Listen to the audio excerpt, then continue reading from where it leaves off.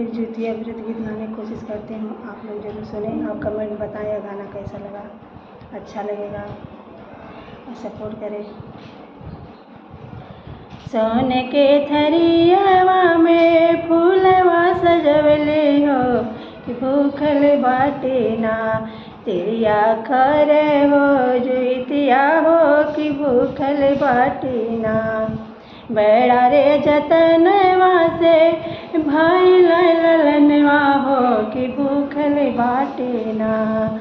हमें निराजल बरतिया हो कि भूखल बाटे ना। हमें निराजल बरतिया हो कि भूखल बाटे ना। गंगा नहाइले सो रोज गोड़ लगले हो यदि ते दिहलना। हमरे गोदी में ललनवा हो यदि ते दिहलना।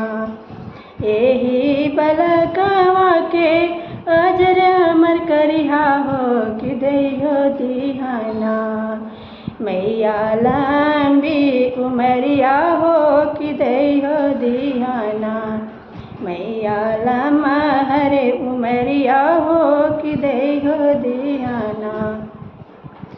लालन के बधैया हम आंगने बजबैबै हो पूजनवा करबै ना।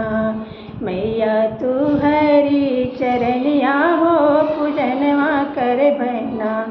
मैया तू हरी चरनिया हो पूजनवा करबै ना।